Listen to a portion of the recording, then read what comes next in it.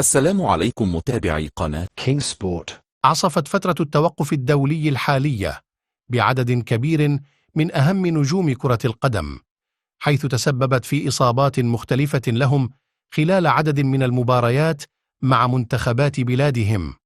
وسنستعرض لكم أهم اللاعبين اللذين تعرضوا للإصابات في فترة التوقف الدولي الحالية كالتالي: بابلو جافي.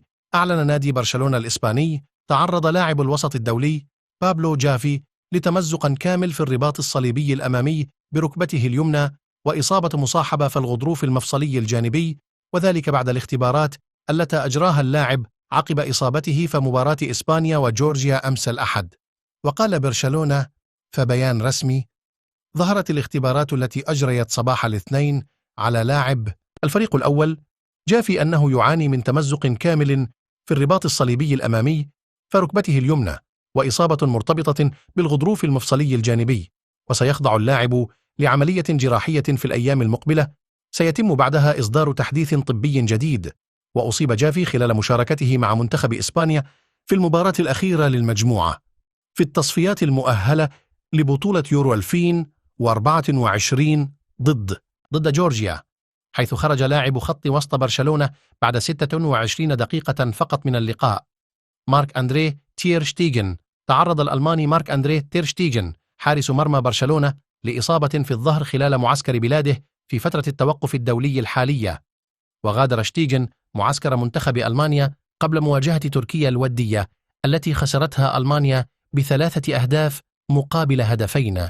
وذكرت صحيفة سبورت الإسبانية أن بعد المؤشرات الأولية لإصابة الحارس البالغ من العمر 31 عاما غير مقلقة بعد عمله مع أخصائي العلاج الطبيعي للفريق، وأشارت الصحيفة أن شتيجن يعاني فقط من آلام خفيفة أسفل الظهر، واحتمالية تواجده في مباراة برشلونة ضد رايو فايكانو قائمة بنسبة كبيرة، وسيلاقي الفريق الكتالوني منافسه رايو فايكانو في أول مباراة بعد فترة التوقف الدولي الحالي يوم السبت المقبل. فينيسيوس جونيور. يبدو أن فترة غياب النجم البرازيلي فينيسيوس جونيور لاعب ريال مدريد ستكون أطول مما توقعها الفريق، لأن الأشعة التي أجريت للاعب أكدت أن الإصابة أسوأ مما كان يظن المدرب كارلو أنشيلوتي واللاعب نفسه. وخرج فينيسيوس مصابا بعد مضي 18 دقيقة من المباراة التي فاز فيها النادي الملكي على ملعب سيلتا فيغو بهدف دون رد الجمعة الماضي. وأوضح ريال مدريد في بيان عبر موقعه الرسمي اليوم الاثنين: أظهرت الفحوص التي أجريت للاعبنا فيني جونيور من قبل الجهاز الطبي في ريال مدريد أنه يعاني من إصابة في العضلة ذات الرأسين الفخذية في ساقه اليمنى، وسيتم تقييم تطور حالته. وهذا يعني أن اللاعب سيغيب نحو شهر على الأقل، لأن إصابة كهذه تحتاج للعلاج والراحة والعودة التدريجية إلى الملاعب. إدواردو كامافينجا. كشف نادي ريال مدريد الإسباني تفاصيل إصابة الفرنسي إدواردو كامافينجا لاعب خط وسط الذي أصيب بتمزق في الرباط الجانبي لركبته اليمنى دون تحديد مدة غيابه. وجاء في بيان ريال مدريد عبر الموقع الرسمي: الفحوصات التي أجريت اليوم على لاعبنا إدواردو كامافينجا من قبل المختصين في النادي أثبتت إصابته في الرباط الجانبي الخارجي لركبته اليمنى. وأكد برنامج الشيرينغيتو الإسباني أن إصابة كامافينجا في الرباط الجانبي الخارجي لركبته اليمنى وسيبتعد عن المباريات لمدة 6 أسابيع على الأقل. عيسى ماندي سيفتقد فريق فياريال لخدمات لاعبه الدولي الجزائري عيسى ماندي خلال المباراة التي ستجمعه بالمضيف زامورا المقررة اليوم الأربعاء لحساب الدور الثاني لكأس ملك إسبانيا. وتعرض المدافع عيسى ماندي لإصابة خلال مباراة الجزائر وموزمبيق غادر على إثرها أرضية الملعب، حيث استبدله المدرب جمال بالماضي وحل مكانه محمد أمين توغاي في الدقيقة 14. ماركوس راشفورد. تعرض ماركوس راشفورد للإصابة خلال مشاركته في فوز إنجلترا على مالطا بهدفين دون رد ضمن منافسات الجولة 9 من التصفيات المؤهلة لكأس الأمم الأوروبية يورو 2024، حيث اصطدم بزميله أرنولد وتم استبداله من قبل المدير الفني جاريث ساوثجيت.